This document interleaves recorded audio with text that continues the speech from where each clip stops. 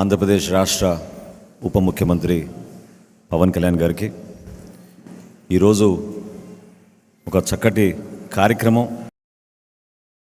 గెలిచిన అభ్యర్థులందరూ కూడా సత్కారం చేయాలనే ఆలోచనతో ప్రెసిడెంట్ గారు మన అందరినీ కూడా ఇక్కడ ఆహ్వానించారు.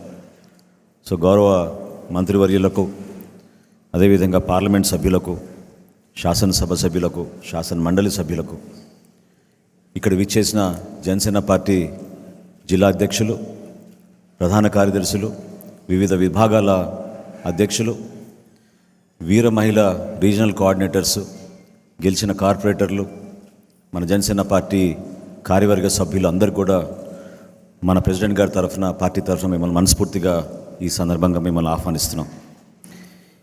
సుదీర్ఘమైన ప్రయాణం 2014 నుంచి రాష్ట్రంలో ఆ రోజు నెలకొన్న పరిస్థితిని ఆధారం చేసుకుని పవన్ కళ్యాణ్ గారు తీసుకున్న నిర్ణయాన్ని చాలామంది ఆ రోజు ఆశ్చర్యపోయారు. ఆ ప్రస్థానంలో భాగంగా ఎంత కష్టమైనా, ఎన్నో అవమానాలకు గురైనా ఆయనకి తోడుగా జెండా పట్టుకొని నిలబడిన జన సైనికుడికి, వీర మహిళకి ముందుగా మనందరం కూడా అంకిత భావంతో మనస్ఫూర్తిగా వాళ్ళని అభినందించాలి. అనేక సందర్భాల్లో రాష్ట్ర వ్యాప్తంగా సమస్యలపైన నిజాయితీగా పోరాటం చేద్దాం, ప్రశ్నించే మనస్తత్వం ప్రతి ఒక్కరిలో తీసుకురావాలి అని ఆయన పడిన తపన చాలా రోజులు పట్టింది మన సమాజానికి అర్థం చేసుకోవడానికి. ఒక ఫిలాసఫీ, ఒక ఐడియాలజీ, ఒక నమ్మకం, అంతిమంగా బెనిఫిషరీ ఎవరు అన్నప్పుడు అది మన రాష్ట్ర ప్రజలకి మంచి జరగాలి, తెలుగు ప్రజలకి మంచి జరగాలని ఏకైక ఆలోచనతోటి పవన్ కళ్యాణ్ గారు ఇన్ని రోజులు కష్టపడి మనందరికీ అటువంటి నాయకత్వం ఇప్పించి తీసుకొచ్చారు. ఒకసారి మీరు తిరిగి చూస్తే ఈ రోజున మనం ఎన్నుకోబడ్డ ప్రజాప్రతినిధులుగా మనందరం ఇక్కడ కూర్చోగలిగాం. మీరందరూ కూడా ఎంతో సహకరించారు. దీని వెనుక ఎక్కువ శాతం కష్టపడి పార్టీ విజయం సాధించాలని నమ్మి మనతో పాటు ప్రయాణం చేసిన క్షేత్రస్థాయిలో మన జనసేన పార్టీ క్రియాశీలకంగా పాల్గొన్న మన సభ్యులు, మన వీర మహిళలు, మన జనసేన పార్టీ జన సైనికులు ఎంతో కృషి చేశారు. కేసులు పెట్టినా భయపడలేదు, పోలీసులు ఓవర్ యాక్షన్ చేసినా ఎక్కడ తగ్గలేదు. పార్టీ కోసం పవన్ కళ్యాణ్ గారి పిలుపు మేరకు ఏ కార్యక్రమం చేసినా కూడా పూర్తి స్థాయిలో ఒక నమ్మకంతో వచ్చి నిలబడ్డారు.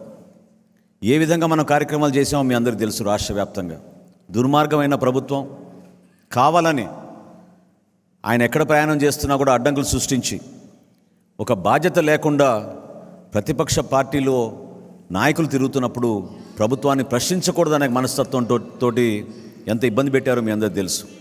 చివరికి సోషల్ మీడియాలో చిన్న చిన్న పోస్టులు పెట్టినా కూడా ఎంతోమంది మన జన సైనికులను ఇబ్బంది పెట్టారు. విశాఖపట్నంలో జరిగిన సంఘటన మీ అందరికీ గుర్తుండాలి. ఏ విధంగా ఆ రోజున మన పార్టీ అధ్యక్షులు జనవాణి అనే కార్యక్రమం కోసం ఆయన వచ్చినప్పుడు కేవలం ఆ కార్యక్రమం జరగకూడదని, ప్రజల దగ్గర నుంచి ఆయన అర్జీలు స్వీకరించకూడదని, వీళ్ళు చేసిన భూదందాన్ని ఎక్స్పోజ్ చేస్తారనే భావనతోటి కావాలని యంత్రాంగం మొత్తం దించి ఆ రోజు కార్యక్రమం జరగకుండా 3 రోజులు ఆ రోజు హోటల్లో నిర్బంధించారు. వీటినన్నింటినీ మనం ఎందుకు గుర్తుపెట్టుకోవాలంటే, ఈరోజు మనకి ఆయన సత్కారం చేస్తున్నారన్నంత మాత్రాన అది ఒక బాధ్యతతోటి చేస్తున్న సత్కారం. మనందరినీ గుర్తు చేస్తున్నారు ఆయన. ఏ విధంగా మన జన సైనికులు కష్టపడ్డారు, ఏ విధంగా మన వీర మహిళలు కష్టపడ్డారు, దేనికోసం ఇంత ప్రయాణం మనం చేశాం. ఆ ప్రయాణాన్ని నిలబెట్టుకోవాల్సిన బాధ్యత ఎన్నుకోబడ్డ మన ప్రజాప్రతినిధులందరికీ కూడా ఉంటుంది. ఈరోజు ఒక శాసనసభ్యుడిగా, ఒక పార్లమెంట్ సభ్యుడిగా చాలా గర్వంగా మనకి ఈరోజు మండలిలో కూడా మనకు ఒక సభ్యుడు ఈ రోజున హరిప్రసాద్ గారు ఎన్నుకోవడం మనందరం కూడా చాలా గొప్పగా మనం భావించాలి. ఎందుకంటే ఇదే కేంద్ర కార్యాలయంలో మనం మన కార్యక్రమాలు ప్రారంభించినప్పుడు ఏ విధంగా మనం అంచెలంచెలుగా వెదుగుతూ వివిధ విభాగాలను ఏర్పాటు చేసుకుని వివిధ జిల్లాల్లోనూ నియోజకవర్గాల్లోనూ ఒక స్ట్రక్చర్ ఏర్పాటు చేసుకోవడం కోసం మనందరం కూడా ఆయన డైరెక్షన్స్ తీసుకుని కష్టపడి ముందుకెళ్ళి తీసుకెళ్ళాము, మీ అందరికీ తెలుసు. కానీ ఆ బాధ్యత ఏంటి ఈ రోజున అంటే 2 విధాలుగా ఉంటుంది. రాష్ట్ర ప్రజలకి మనకు ఒక ప్రధానమైన బాధ్యత. ఈరోజు మన కూటమి ప్రభుత్వంలో ఉన్నాం, ఎంతో జాగ్రత్తగా వ్యవహరించాలి. ఎవరు కూడా అనవసరంగా టెంప్టేషన్స్కి లోను కాకుండా చాలా చిత్తశుద్ధితోటి ఎంత కష్టపడి ఈ కూటమి విజయం కోసం 100% స్ట్రైక్ రేట్ కోసం మన పార్టీ అధ్యక్షులు పనిచేశారో దాన్ని మీరు ప్రతి నిమిషం గుర్తుపెట్టుకోవాలి. ఎందుకంటే చిన్న చిన్న కమ్యూనికేషన్ గ్యాప్స్ కానీ డిస్టర్బెన్సెస్ కానీ సహజం రాజకీయాల్లో, కానీ అది ఆధారం చేసుకుని దాని వెనక ఎంత కృషి చేసి ఆయన మంచి మనస్తత్వంతో మనం ముందుకెళ్దాం, రాష్ట్ర ప్రజలకి మనం మంచి ప్రభుత్వాన్ని ఏర్పాటు చేద్దామని ఆయన చేసిన కష్టాన్ని మీరెవరు కూడా దయచేసి క్షేత్రస్థాయిలో తక్కువ చేయబాకండి. మీకు ఎక్కడ ఇబ్బంది ఉంటే మన పార్టీ విధానాల్ని మీరు అనుసరించుకుని మన ఆశయ సాధన కోసం అంతిమంగా మన రాష్ట్ర ప్రజలు బాగుపడాలి, ఏ కార్యక్రమం చేసినా జనసేన పార్టీ రాష్ట్ర ప్రజల కోసమే నిలబడుతుందనే భావన ప్రజల్లోకి తీసుకెళ్ళాలి. ఎంతో కష్టపడి మన ఎన్నికల్లో మనం ఎదుర్కొన్నాం. నిజంగా చెప్పాలంటే ఆ రోజు ప్రజలు మనకి నిండు మనసుతోటి, ఆయన పైన ఉన్న అభిమానంతో, నమ్మకంతో, పవన్ కళ్యాణ్ గారు జనసేన పార్టీ ఈ పొత్తులో ఉంటేనే మంచి ప్రభుత్వం ఏర్పడుతున్న భావనతోటి వాళ్ళు నిండు మనసుతోటి మనం ఆశీర్వదించారు. ఒక స్వాతంత్ర ఉద్యమంలాగా ఉండింది ఆ పోరాటం. ఎంతోమంది ప్రజలు వాలంటరీగా వచ్చి రూపాయి ఖర్చు కూడా లేకుండా మన కోసం పనిచేసిన వ్యక్తులు, మహానుభావులు ఎంతోమంది మనతో పాటు నడిచారు. మర్చిపోబాకండి. క్షేత్రస్థాయిలో మన పార్టీ బలోపేతం కోసం మనందరం కూడా అక్కడున్న మన నాయకత్వాన్ని మనం మర్చిపోకూడదు. ఈరోజు మనకు పదవులు వచ్చినాయి, ప్రతినిధులుగా మనం ఉన్నాం, కానీ అంతిమంగా మనం ఈరోజు ఇక్కడ రాగలిగామంటే మన పార్టీ అధ్యక్షులు పవన్ కళ్యాణ్ గారి వలన, మన పార్టీలో ఉన్న మన జన సైనికులు, వీర మహిళల వలన. దాన్ని మాత్రం ఎప్పుడు కూడా మనం గుర్తుపెట్టుకుని ఒక మంచి డిసిప్లిన్ తోటి పదే పదే మనం ఆలోచించుకుని మనం చేసే ఏ కార్యక్రమైనా సరే మన పార్టీకి మంచి పేరు రావాలి, క్షేత్రస్థాయిలో మన పార్టీ బలోపేతం కావాలి. కూటమి ప్రభుత్వం చేస్తున్న కార్యక్రమాల గురించి మీరు తెలుసుకుని ఆ కార్యక్రమాలు ప్రజలకి వివరించే విధంగా దయచేసి మీరు కొంచెం సమయం కేటాయించండి. ఎందుకంటే నెల రోజులు అయిపోయింది, ఇంకా రాబోయే రోజుల్లో దుష్ప్రచారాలు మొదలు పెడతారు, రకరకాలుగా వార్తలు ప్రజల్లోకి తీసుకెళ్తారు.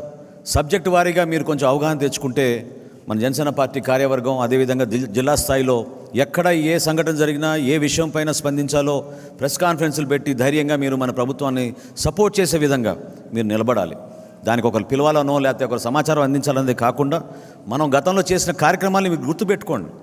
ఏ విధంగా ఆ రోజు ఇసుక కొరత గురించి భవన నిర్మాణ కార్మికుల కోసం మన అధ్యక్షులు వాళ్ళు నిలబడ్డారు, ఏ విధంగా మనం లాంగ్ మార్చ్ ఆ రోజు చేశాం, ఏ విధంగా కౌలు రైతుల కోసం మనం ఆయన స్వయంగా 5 కోట్ల రూపాయలు ఇస్తే 1,00,000 రూపాయల చొప్పున ఆత్మహత్య చేసుకున్న కుటుంబాలకి సుమారు 2,000 మందికి రాష్ట్ర వ్యాప్తంగా జిల్లాల వారీగా మనం పర్యటించి అందించగలిగాం.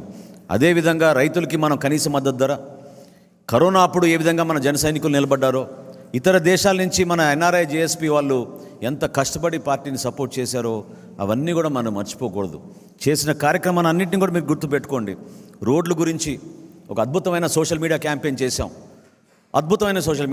చేశాం. దాని ద్వారా ప్రజలకి రాష్ట్ర వ్యాప్తంగా అర్థమైంది, కేవలం వీళ్ళు సంక్షేమం అని చెప్పి ఎంత దోపిడీ చేసి మనకు నష్టం కలిగించారో, రాష్ట్రం ఎంత వెనకబడిపోయిందో ప్రజలందరూ కూడా అర్థం చేసుకోగలిగారు. మనం నిజాయితీగా పనిచేయాలి, అది ప్రధానమైన బాధ్యత. ఎక్కడ కూడా మనం టెంప్ట్ కాకుండా క్షేత్రస్థాయిలో జరుగుతున్న అనేక ప్రభుత్వ కార్యక్రమాలు, సంక్షేమ కార్యక్రమాల్లో మీరందరూ కూడా పాల్గొనాలి, మనస్ఫూర్తిగా పాల్గొనండి. ఈ ప్రభుత్వం మనది, మనకు కూడా అదేవిధంగా బాధ్యత ఉంటుంది. ప్రభుత్వాన్ని నిలబెట్టుకోవాలి. చంద్రబాబు నాయుడు గారి నాయకత్వాన్ని, ఆయన ముఖ్యమంత్రిగా చేస్తున్న కార్యక్రమాల్ని, ఉప ముఖ్యమంత్రిగా పవన్ కళ్యాణ్ గారు ఇస్తున్న సపోర్ట్ని మీరు ఎప్పటికప్పుడు సమీక్షించుకుని సబ్జెక్టుల వారీగా మీరు ప్రిపేర్ అయ్యి ప్రజల్లోకి తీసుకెళ్లాల్సిన బాధ్యత ఉంది. ఈ సందర్భంగా మన ప్రెసిడెంట్ గారు క్రియాశీలక సభ్యత్వం గురించి ఒక మంచి నిర్ణయం తీసుకున్నారు. ఎందుకంటే కరోనా సందర్భంలో మనం ఆ రోజున ఆ కార్యక్రమం మొదలుపెట్టినప్పుడు క్షేత్రస్థాయిలో కేవలం 20,000, 30,000 నుంచి మనం సభ్యత్వం ప్రారంభించుకుని అంచెలంచెలుగా ఎదుగుతూ చివరికి గత సంవత్సరం 6,47,000 సభ్యత్వం ఆంధ్రప్రదేశ్లోను తెలంగాణలోనూ మన జన సైనికులు, వీర మహిళలు కష్టపడిన నాయకత్వం